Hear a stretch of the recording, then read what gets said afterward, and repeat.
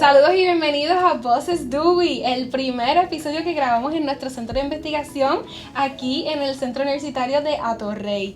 Este es un espacio para hablar de lo que nosotros casi nunca podemos hablar en este espacio institucional, porque Voces Dewey es para esto, para nosotros darle voz a nuestro personal administrativo, al personal de facultad y a nuestro personal, a nuestros estudiantes activos y a los egresados.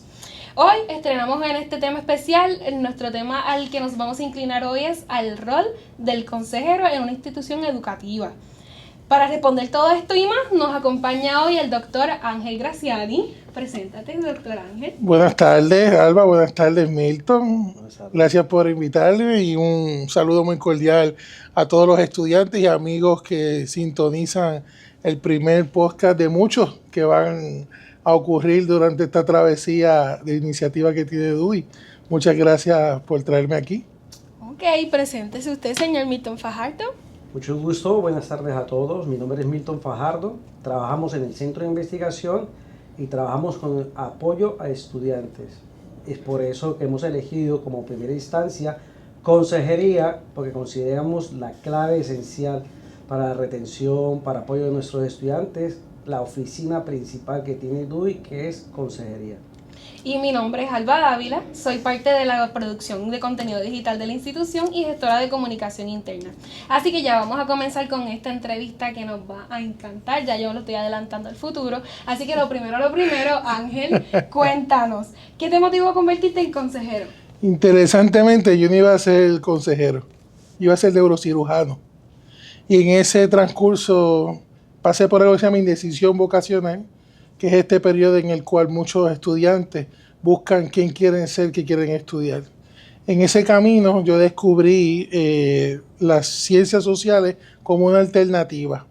Recuerdo que me había inscrito para el programa de trabajo social de la Universidad del Este, recinto de Carolina, y pocos días había ocurrido que habían aprobado el programa de psicología. Así que yo inicié primero un bachillerato en psicología general y en ese transcurso una conversación con un buen amigo llamado Marcos Mallory, trabajador social clínico, un gran amigo que aprecio mucho. Hablamos sobre la importancia de la diversificación, el ser diverso. Y en una conversación muy reflexiva, eso me llevó a descubrir la consejería como una segunda carrera a nivel graduado. Entonces, dicho eso, pude adentrarme a lo que es la consejería. Busqué información a través de la guía telefónica cuando existía la guía y descubrí lo que hace un consejero, y en eso pues me di la tarea de poder estudiar consejería. Soy egresado de University of Phoenix, recinto de San Juan, Guaynabo. Ya lamentablemente desapareció el recinto por unas razones muy particulares. Así que nos adentramos y allí en el 2008 comenzamos a estudiar consejería sin saber qué hacía un consejero, pero no fue hasta la clase de consejería individual que cambió rotundamente en mí al conocer el andamiaje mágico que proyecta la consejería. Ahí conocí cómo utilizar la musicoterapia, la cineterapia, la arteterapia para la transformación de los estudiantes y sobre todo de las personas que acuden a ayuda. Y eso hizo que me enamorara de la consejería, y hoy en día le doy gracias a ella que me ha abierto muchas puertas de mi profesión. Y también me ha dado también otras oportunidades para culminar otros estudios graduados avanzados, como fue el doctorado en psicología clínica.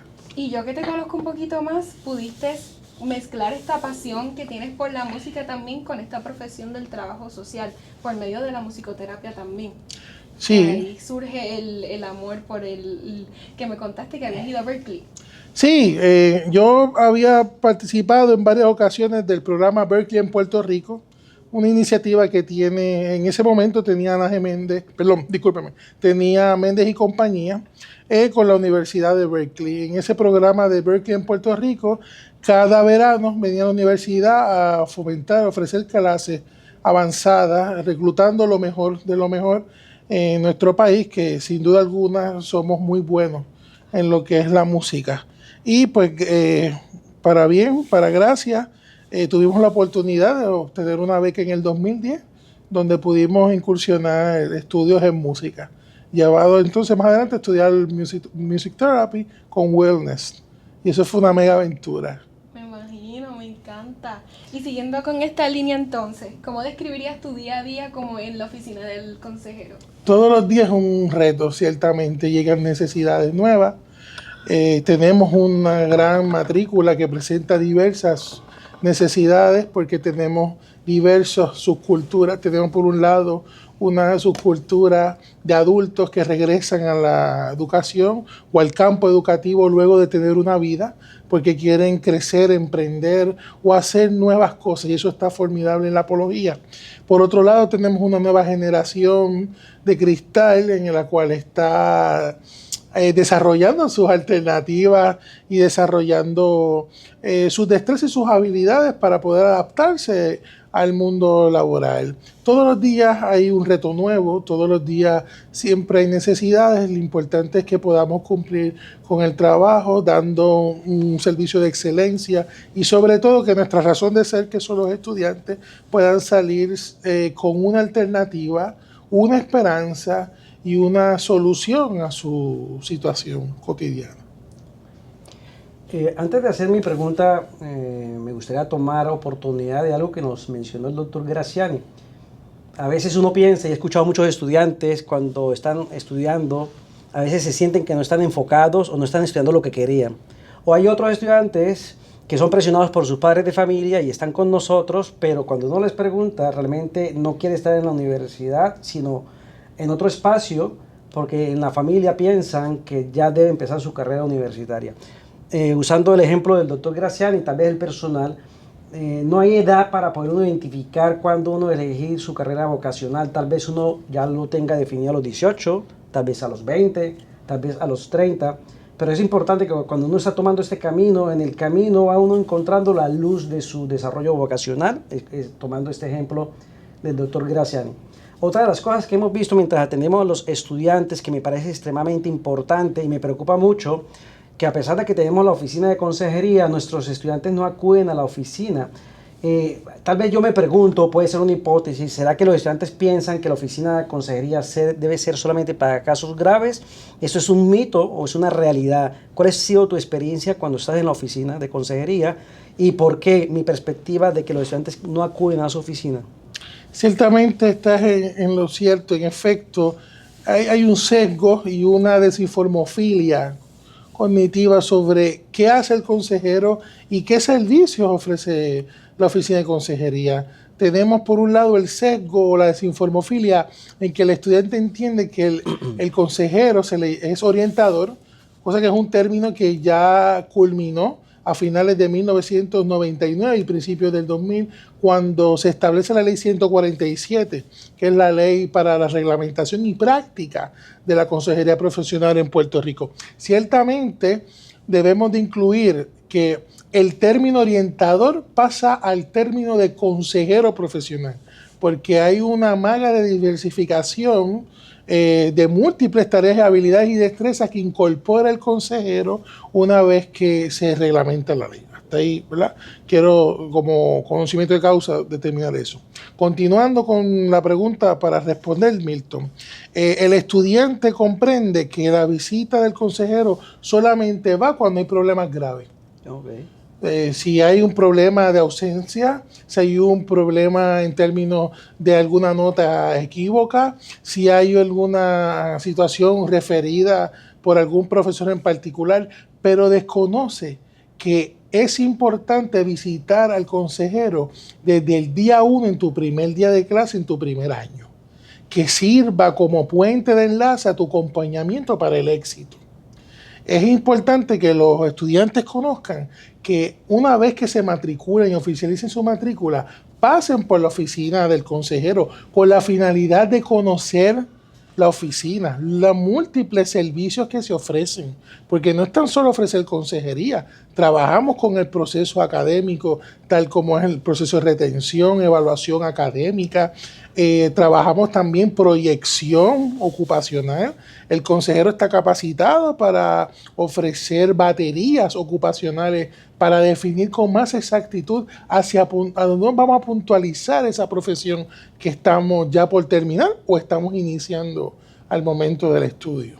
Quiere decir que lo tomamos más como un apoyo emergente o de última hora y no de prevención. Correcto, correcto. Y es por ese desconocimiento de lo que hace el consejero. Ciertamente nosotros cumplimos de una manera excelente que todos nuestros oficiales de admisiones, una vez que los candidatos oficializan el proceso, pasan por la oficina, allí nos presentan, les conocemos, les saludamos y les hacemos una breve orientación, bien breve, con lo que nosotros ofrecemos para el estudiantado. Eso sí podemos decirlo de gran manera, pero se queda ahí.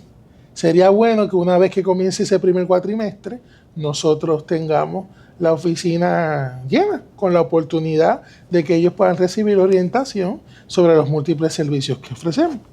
Y en ese caso, ya que es un servicio que es recurrente, ¿qué servicios específicos ustedes ofrecen? Yo como estudiante empecé hoy y necesito visitar a mi consejero Graciani. ¿Qué tú me vas a ofrecer? ¿Qué tipo de cosas puedo hacer contigo? Iniciamos una entrevista inicial para conocerte, conocer tus datos sociodemográficos, conocer cuáles son tus intereses personales y ocupacionales. Luego de eso podemos pasar al plano educativo, evaluamos cuáles son tus cursos, exploramos por qué decidiste estudiar esta carrera y lo que ocurra en esa situación me dará mi información para yo delinear si es necesario el ofrecerte tal vez alguna batería ocupacional para estar totalmente certero que esta es la profesión que queremos o si podemos explorar otras alternativas viables que podamos tener para ello. Entiendo. Y en ese caso ustedes, si yo lo necesitase, me podrían hacer un programa de estudio, acompañamiento. Si, ejemplo, si estoy un poquito cojita en alguna clase, ustedes me pueden hacer un programa para asistencia y ayuda. Claro, totalmente. La Oficina de Consejería ofrece un programa de acomodo razonable. Para este programa, el estudiante debe de tener algunas de las condiciones que la ley ADA establece bajo su proclama. Una vez que el estudiante presente evidencia a través de una certificación por un profesional con licencia que pueda certificar que tiene una condición, digamos, real, que tenga su número de código, porque las condiciones tanto físicas como de salud mental tienen código. Una vez que cumpla con ese requisito, el consejero abre un expediente de acomodo razonable y crea un documento de certificación con una divulgación autorizada por el estudiante para que los estudiantes, para que la facultad tenga conocimiento sobre el acomodo razonable y el tipo de acomodo que necesita el estudiante. Por esa parte, cumplimos con nuestra ley de ofrecerle servicio de acompañamiento de acuerdo a la ley ADA y a su vez podemos ofrecerle algún servicio extra como puede ser apoyo de mentoría o puede ser servicio del estudiante a través de tutorías. Perfecto. Me gustaría resaltar que ya sabemos el camino normal, el camino que nos hemos visto a través del apoyo académico de DUI. Y sabemos que si usted está en desacuerdo de una nota o está en desacuerdo de algo, sabemos que usted se va a dirigir a la oficina de consejería para Correcto. pedir ayuda. Eso lo sabemos. Sin embargo, me cuestiona o me hago una pregunta y es, ¿por qué nosotros mismos, incluyéndonos los estudiantes, no pedimos ayuda? ¿Es algo cultural? ¿Es algo que nos avergüenza? ¿Qué ocurre? ¿Por qué tenemos esa situación en que se nos dificulta tanto pedir ayuda? Ciertamente, nuestra cultura puertorriqueña es una subcultura en el que creemos mucho y practicamos mucho el individualismo. Okay. El estudiante puertorriqueño no suele prestar ayuda, no suele darse la oportunidad de buscar ayuda. Tiene que esperar a que ocurran situaciones demasiadas extremas y que pueda autoevaluarse que ya se le acabaron su caja de herramientas y entonces pido ayuda.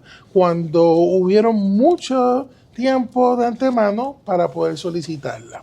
A su vez también sucede que el desconocimiento, y vuelvo y lo repito de nuevo, enfatiza en el que no podamos conocer cuáles son los servicios.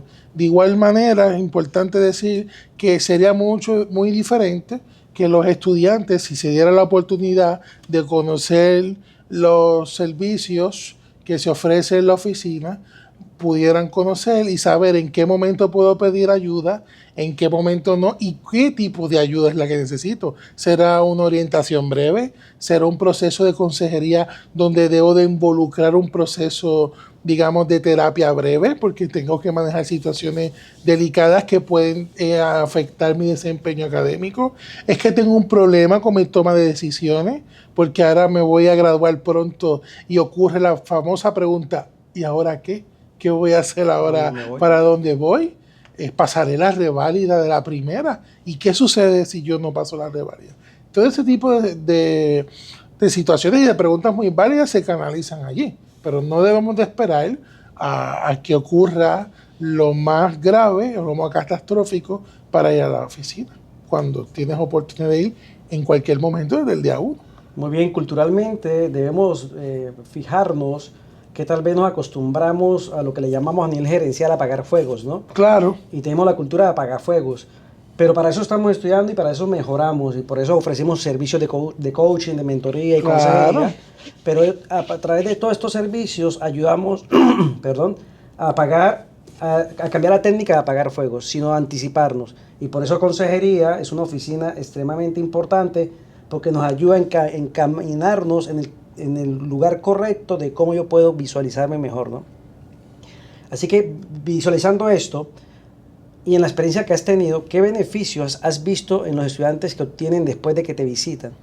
Ciertamente me siento muy orgulloso de compartirles a ustedes y a los amigos que nos ven que desde mi llegada he visto una mayor retención en los estudiantes, veo un estudiantado comprometido con sus estudios. Igualmente importante, veo más a los estudiantes buscando diferentes tipos de ayuda, tanto como asesoría, coaching, mentoría, que en ese caso, dependiendo de sus necesidades, te lo he referido a ti, Milton. Igualmente he tenido que ser referidos a apoyo extra, como por ejemplo ser referido a la clínica Albizu o a la clínica de servicio psicológico de la Universidad Interamericana, que son 2 clínicas bajo costo, que le ofrece servicios comunitarios de servicios psicológicos, incluyendo evaluaciones psicológicas y psicométricas y terapia de familia, individual, de pareja y grupo, ciertamente. Veo también un estudiantado que se familiariza más con el proceso de consejería, conocen lo que es el proceso de la consejería, ven, también evalúan, están muy pendientes a lo que es su desempeño académico a través de las evaluaciones académicas. Así que me siento muy contento y muy honrado con mi trabajo desde mi llegada a la institución y ciertamente hemos logrado en tiempo récord el unificar una comunidad estudiantil consciente, plenamente consciente. Ese famoso término de mindset, ¿verdad? En el aquí y el ahora sobre los servicios de consejería. Todavía tenemos muchos retos. El camino es largo y hay mucho todavía por hacer. Hay mucha preocupación en términos de cómo lograr tener una cuasi retención perfecta entre los programas, pero eso es algo que vendrá durante el camino porque es un trabajo multifactorial. Voy a hacerte 2 preguntas. Venga. Estamos hablando de retención y creo que nosotros dentro de la filosofía de DUI buscamos cuestiones holísticas y considero que cuando uno no ve la luz, no ve el camino y encuentra una persona que lo orienta a uno, creo que se hace uno mucho más feliz porque es como si le rompiera a uno una duda que por ahí está en la cabeza, que uno no logra saber hacia dónde dirigirse y tenemos la mala práctica de que no pedimos ayuda, tampoco hablamos, no tratamos de compartir el conocimiento o las dificultades con otras personas. Esto quiere decir, en lo que me estás mencionando, quiere decir que no solamente le estamos ayudando al estudiante a que pueda encontrar el camino, sino que lo estamos haciendo un poco más feliz, ¿no? Y la segunda pregunta es, nosotros nos enfocamos en parte de los datos, verificamos que cuando los estudiantes ingresan por primera vez a las universidades, tienen varias cosas, ¿no? Como tú eres la parte de la oficina que trabaja con las emociones, ¿cuáles son las estrategias que orientas a los estudiantes de continuación y cuáles son las de los estudiantes de nuevo ingreso?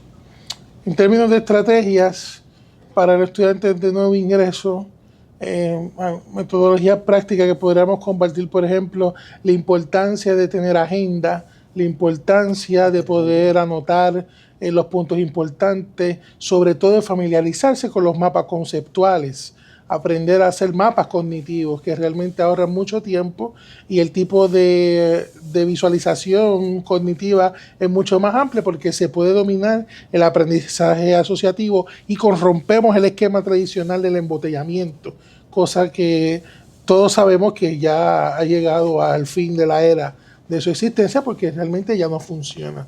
Era muy buena en algún momento y nos funciona mucho de nosotros, pero realmente ya ha cambiado con el pasar del tiempo. En el estudiante del tercer y cuarto año, por ponerlo de una manera determinada, se le ayuda a desarrollar tal vez otro tipo de estrategia. Manejo del tiempo, conocer cuáles son los ladrones del tiempo. Y esto es un término que se utiliza en ese tema para identificar cuáles son aquellos estratos que promueven la procrastinación. Trabajamos a su vez con la procrastinación, trabajamos con la validación y la normalización, porque llega el momento en el que vamos subiendo la montaña del éxito, ya estoy a punto de caminar, de graduarme, se fomenta el iceberg del ego, pero también tenemos que cuidar ciertas cosas desde ese iceberg del ego. Y con eso es que podamos reconocer que es muy probable que pase la reválida o no la pase, que pueda conseguir trabajo o que no lo consiga de la primera. Y eso es bien importante, normalizar eso y prepararlo, ¿verdad? Y con anticipación de los pros y los contras. Y fomentar sobre todo la inteligencia emocional, que es sumamente importante para llevarlos a la realidad en la que estamos viviendo. Contesté tu segunda pregunta. Contestando tu primera pregunta, ciertamente la clave en que el estudiante se lleve feliz, realmente yo pienso que las destrezas de consejería son sumamente importantes. La escucha activa, la empatía, el respeto y sobre todo el apoyo incondicional, que es un concepto de Carl Rogers, el padre de la consejería individual terapéutica. Eso es lo que hace realmente la clave para que los estudiantes salgan con una sonrisa, salgan diciéndote gracias, porque si no hubiera sido por ti, no lo hemos logrado. O gracias porque a través de, por ejemplo, como pasó en un momento dado, un estudiante, tú la referiste, me llegó a donde mí, lo pudimos canalizar, secamos sus lágrimas, la empoderamos, y hoy en día es una estudiante súper talentosísima. Así que en ese sentido es un trabajo colaborativo entre todos, que somos una gran familia.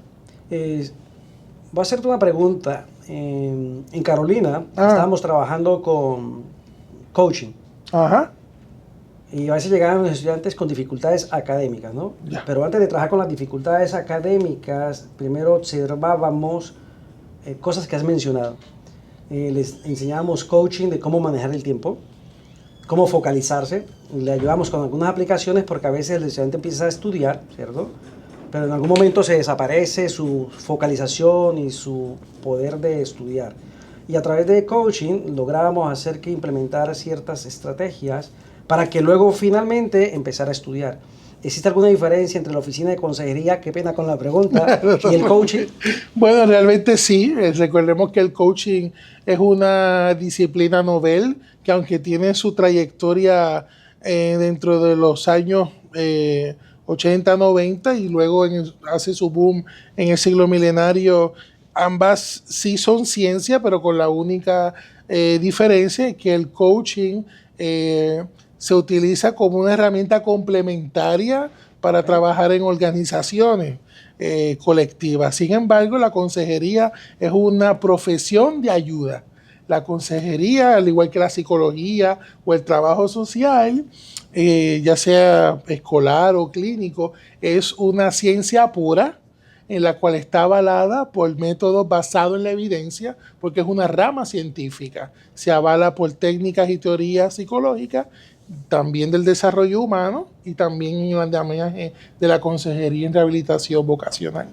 Súper interesante. De todas maneras, para hacer la aclaración, desde apoyo académico, realmente trabajamos todas las áreas. Nos apoya el doctor Graziani y nos apoyamos con servicios de mentoría y de coaching, donde nosotros evidenciamos, el otro día estábamos hablando con Alba, precisamente, de la situación en que es importante, lo digo porque soy matemático, lo importante antes de trabajar cuestiones académicas es trabajar antes de una situación de pronto organizacional, Porque si yo no tengo organización, no tengo focalización, no puedo lograr aprender lo que quiero aprender, ¿no? Correcto. Entonces, a través de consejería, nosotros podemos lograr que el estudiante más o menos se centralice y aprenda cierto tipo de técnicas, que no importa la edad, a veces incluso hasta por un deseo, el querer mejorar mis hábitos de estudio o querer mejorar mi nutrición, necesito focalizarme y a veces no es tan fácil. Entonces tenemos una oficina en que nos puede dar directrices de cómo lo podemos lograr. Y en esa connotación, ¿qué ustedes me comentarían acerca de que la generación de ahora, que lo habíamos hablado anteriormente, la generación de ahora no tiene miedo a asistir a alguien que te pueda ayudar, que no sea tanto psicólogo como un consejero? No hay miedo no hay un tabú. Ahora es una conversación, yo estoy en un brunch con mis amigas y yo puedo decir, mira, hoy yo fui a mi psicóloga y le conté esto y lo otro, y ella me dijo esta técnica para yo solucionarlo. Ustedes me pueden decir... Perdón. Bueno, estoy diciendo que quizás las generaciones anteriores lo ven como un tabú todavía el poder hablar abiertamente de la salud mental y emocional. Ahora mismo, ¿qué ustedes me comentarían acerca de eso? ¿Qué piensan de la generación actual con que sean tan abiertos con la salud mental? Pues ciertamente tenemos que decir que eso se lo debemos al efecto de bola de nieve de los influencers y de las redes sociales. Ahora tu generación ve visitarlos como un standing, como una meta, no de vida, sino un standing del autoconcepto. Lo mismo ocurría... Hay que sanar. No, está bien, hay que sanar, eso está formidable. Con el único detalle que ahora recordando este comentario que hago, eso me hace recordar lo que ocurría en el periodo del 2009 hasta el 2013. En Estados Unidos, visitar al psicoterapeuta era un gold standing for life. Si tú estabas viendo un psicoterapeuta en Manhattan que costaba $150, estás en el gold standing, porque estás viendo un psicoterapeuta. Exacto. El wellness es un gold standing del self-esteem, ¿verdad? De la autoestima. No obstante, tu generación está pasando por eso. ¿Por qué? Porque ese efecto de bola de nieve de ir y buscar ayuda, buscar profesionales de ayuda capacitados y especializados, se ha convertido en una cierta moda. Por otro lado, debemos de observar muy cautelosamente que los renombrados influencers hacen o han intentado de una manera romántica poder ofrecer servicios terapéutico y realmente los influencers claro, coaching esto de vida, claro, coaching de wellness, exacto, y hay que ser, claro, y hay que es bien importante observar las cosas desde cada ángulo. Un influencer jamás va a ser un terapeuta. A través de sus palabras de empoderamiento, no son recetas mágicas. Cuando estamos pasando por una situación embarazosa emocional, todos debemos de ir a un profesional de ayuda, un profesional que esté debidamente licenciado y capacitado con estrategias, ¿verdad?, basadas en la evidencia para ocupar esa situación. Los coaches, los life coaches son extraordinarios y son hasta necesarios porque te ayudan a potencializar tu vida, te ayudan a enmarcar nuevas metas y sobre todo a moverte para lo próximo, que puedas corromper tanto la convivencia con esa sociedad ignorante, por un lado, y también estancada y procrastinada, y te mueva a poder crear grandes cosas, porque todos vinimos con un propósito para crear grandes cosas, pero un life coach jamás va a ser un psicoterapeuta. Y en las redes sociales también puede que sea tenga una connotación un poco peligrosa porque hay mucha desinformación. Correcto. Por ejemplo, yo Alba Dávila se puso a ser coach de vida, pero yo no sé nada, yo estudié Relaciones Públicas y Publicidad. Que no vaya a ser que también nosotros tenemos que tener la responsabilidad de que lo que nosotros exponemos en las redes sociales también puede afectar a los demás y a mi entorno y si yo creo una comunidad, pues a mi comunidad. Que no se puede ser un portavoz de la desinformación, se tiene que ser de unos estudios como un doctor Graciani que tenemos aquí. Es importante lo que menciona Alba. Tenemos la mala costumbre de dejarnos influenciar por influencers o gente que tiene muchos likes. Claro. Así que sí, demasiado importante lo que menciona, de saber que la persona esté completamente certificada. Y abundando un poco lo que dice Alba, sí, definitivamente la gente de mi generación lo veía como vergüenza acudir a un psicólogo o un psiquiatra, no se veía de manera normal. En la época en que yo estudiaba sí se veía normal, pero si uno quería subir a otro nivel, por ejemplo Bill Gates o los dueños de Facebook, ellos sí tenían, ellos querían subir el nivel y lo primero que les decían era que buscara un consejero, un psicólogo o un coach. Y entonces de esta manera, a pesar de que tenían los conocimientos apropiados, ellos siempre buscaban para poder mejorar, ¿no? Así que definitivamente hoy día yo veo que pero no lo observo en DUI, desafortunadamente, pero hoy día sí veo que la gente de la nueva generación fácilmente puede acudir a la oficina de consejería. Y por eso siempre me preguntaba, pero si eso es tan normal y yo lo veo en la gente de la edad de Alba, por ejemplo, ¿por qué la oficina de Graciani no está llena, no están pidiendo turnos? Y entonces eso era un cuestionamiento que me hago día a día. Okay. Eso ocurre también porque hay que competir también con lo que ocurre alrededor.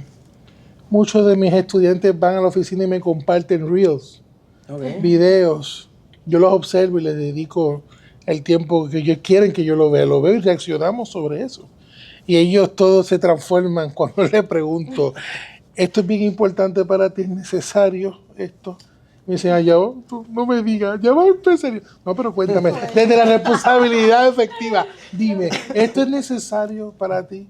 ¿Esto en qué aporta tu desarrollo social, emocional, psicológico? Y ellos ponen carita con cucharita. Y luego los llevo hacia la reflexión sobre la importancia que conlleva llevar la información. La palabra tiene poder y ustedes ambos saben eso, pues son dos excelentes comunicadores. Tú, Milton, eres un educador de excelencia y Alba es como una excelente historiadora comunicadora.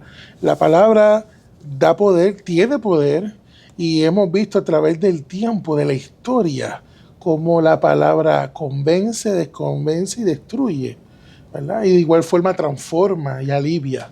Ciertamente el manejo adecuado de la palabra es el reto más que yo tengo ahora mismo con los influencers y lo que vemos diariamente con las redes sociales. No tengo nada en contra de mis colegas influencers, digo influencers porque ciertamente hay muchos que hacen unas aportaciones muy valiosas en la transformación y positiva de jóvenes y personas que lo consumen, pero pienso que se debe tener mucho cuidado. Y aportando al argumento que estábamos iniciando que era un tabú, ciertamente a través del tiempo buscar ayuda era visto un tabú. De hecho, la psicología no se nombra hasta la finalización del clero como ente de ayuda.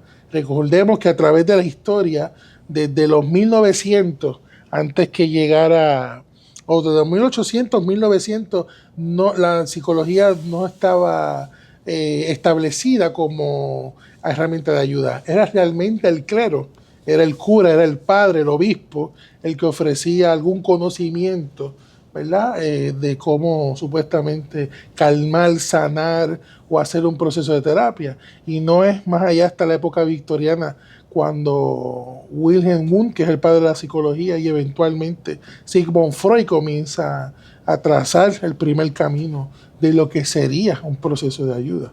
O sea que sí ha visto un tabú. Recordemos que en la época victoriana nadie visitaba a un psicólogo, decían que eso era un problema de histeria. Y así lo establece El mundo de los siniestros, capítulo 1 de Sigmund Freud. O sea que nadie visitaba. Y era por eso mismo, porque era un tabú. Decían, y era un psicólogo. Y todavía pasa hoy en día. Nos llaman el loquero. Nos apodan el loquero. Aún, claro. Yo pensé que no, todavía hay algunos que todavía... Abuelita, folclórica. Estoy yendo al psiquiatra, psicólogo. ¿Estás bien? Estás bien. Te falta un tornillo. Pero yo no nos ven conmigo a la iglesia. Mi abuela me diría que yo fuera con ella a la iglesia. Claro, porque a través históricamente se entiende que esos problemas se canalizan. Y a pesar de las connotaciones religiosas, la iglesia al final es también un espacio de wellness, porque la iglesia te está en comunión con un ser superior que te está ayudando a sanar. Y realmente que tampoco es que están muy alejados del concepto de esa psicología. Claro, la única diferencia es que en el espacio de la iglesia es algo muy íntimo, que nadie puede ver, solamente tú y ese ser supremo, versus que en el espacio de psicoterapia necesitamos hablar para poder canalizar y que ocurre esa catarsis, porque no hay forma que tú te sanes si no hablas. Es importantísimo Eso eso. es sumamente importante. Precisamente lo que menciona Alba, pero definitivamente es necesario hablar. Claro, Yo creo que el mensaje más clave es necesario hablar. de eso se trata, sanar.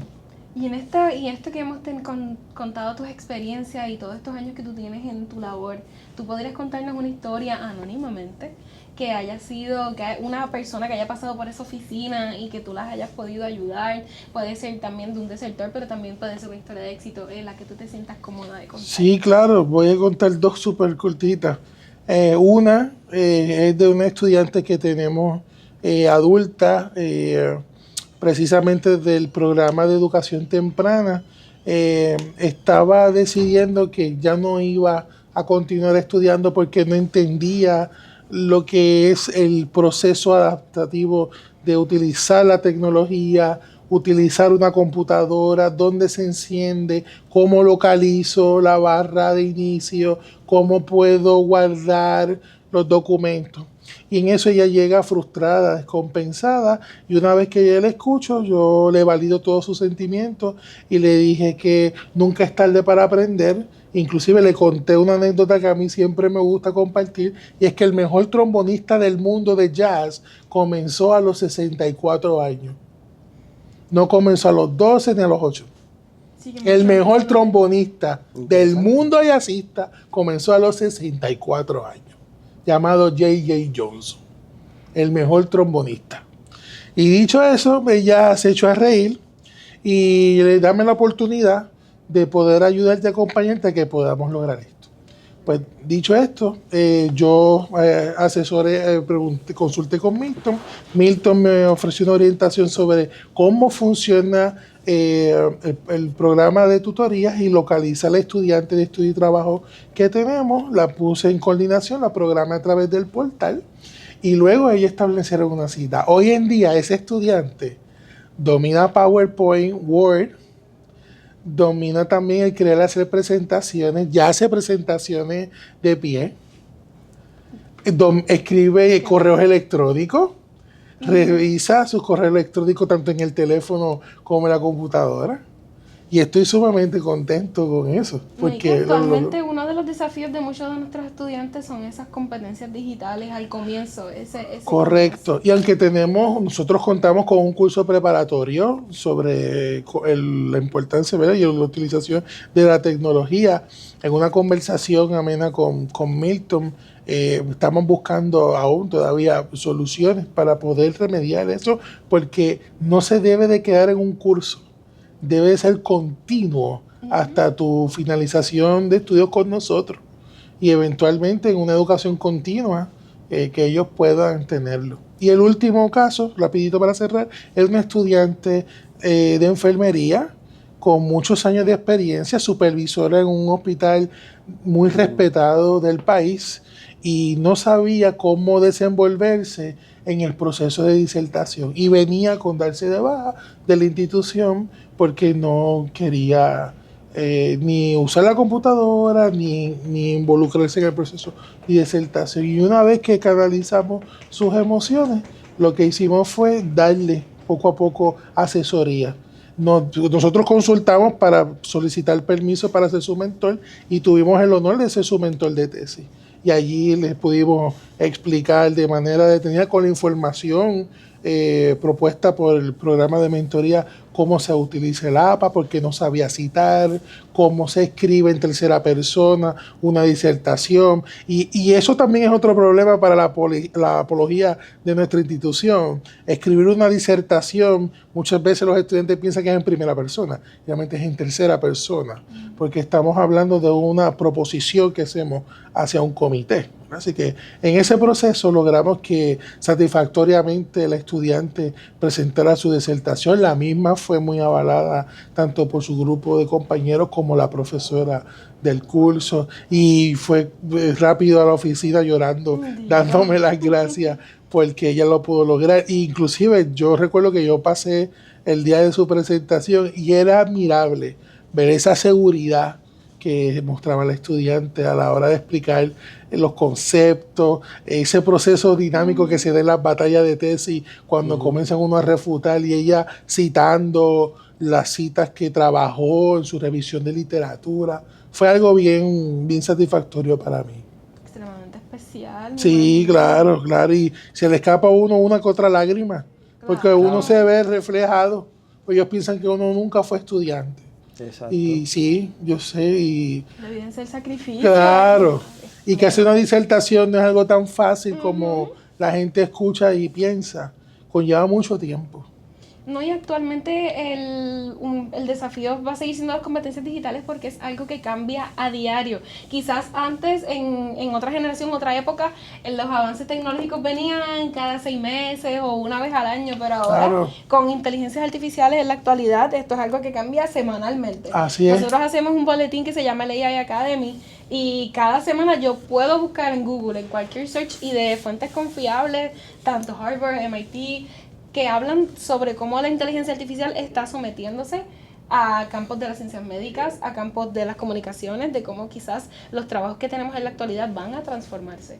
Que es como que nosotros como estudiantes tenemos que adaptarnos a estas nuevas inteligencias, a estas nuevas era digital y poder no quitarnos y poder terminar esas cositas que uno se propone hacer. Claro. Un acompañamiento. Claro que sí. Y antes de quitarnos, dos frases importantes. Antes de tomar una decisión, hable con alguien. Y en este caso sería la oficina de consejería. A veces nosotros solos, en nuestra casita o en nuestro mundo, nos sentimos ahogados y no logramos encontrar el camino. Así que si hablamos y logramos encontrar la comunicación con alguien, el camino se ilumina. Así que es extremadamente importante, no solamente la visita de la oficina de consejería, sino de pronto un docente, alguien con el que se siente cómodo, pero es importante, extremadamente importante, hablar con una segunda persona antes de tomar determinaciones. Correcto.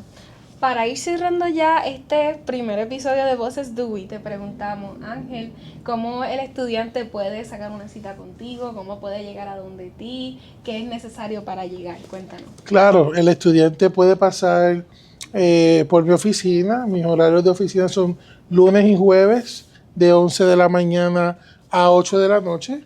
Los martes estamos de 9 a 6. Los miércoles de 10 a 7. Los viernes no estamos en la oficina. Y los sábados de 8 a 5. También me pueden escribir a angel.graciani@dui.edu o pueden llamar al cuadro de la oficina recinto de Atorrey, la extensión 211. Perfecto. Y voy a hacerle una pregunta curiosa. Y es culpa de Alba porque estuvo tocando el tema. Tocó un tema que me apasiona bastante. ¿Crees que la inteligencia artificial puede delegar el trabajo de consejería?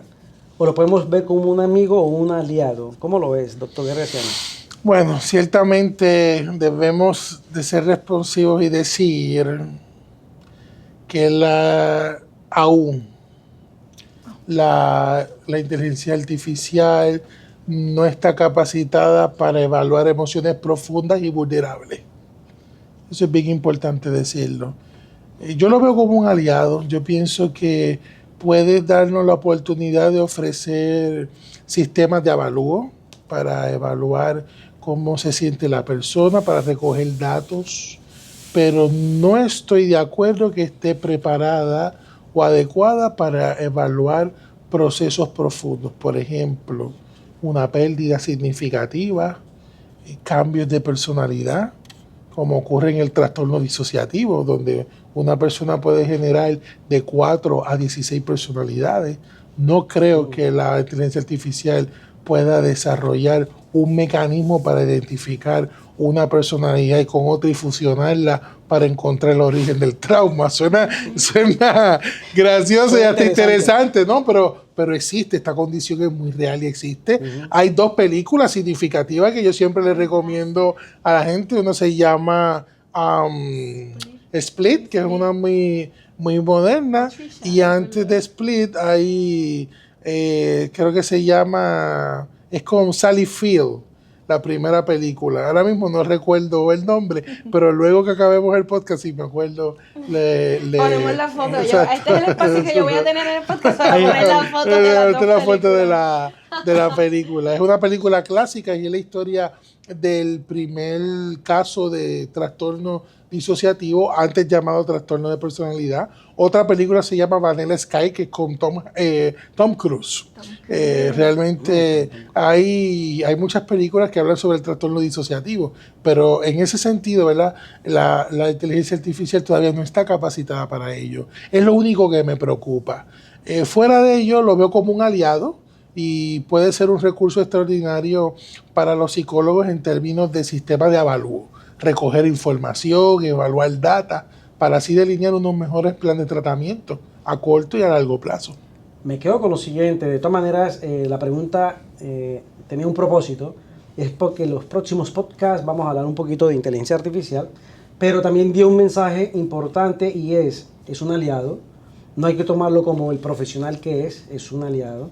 Siempre hay que evaluar lo que nos dice, le podemos preguntar lo que quiera, pero como bien lo menciona, pues hay casos específicos que realmente la inteligencia artificial no nos puede dar mucha luz.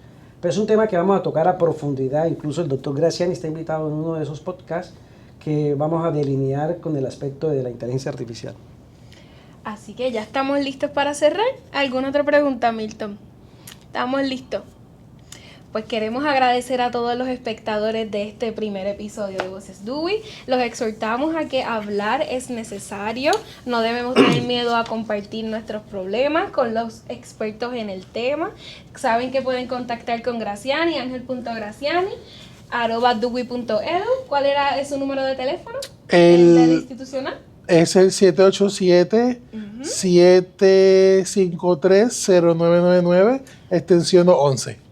Hacen sus llamaditas y nada, comparte este episodio con cualquier persona que usted quiera, que lo necesite, y les agradecemos su presencia aquí, su presencia digital. Muchas gracias y nos vemos en el próximo episodio.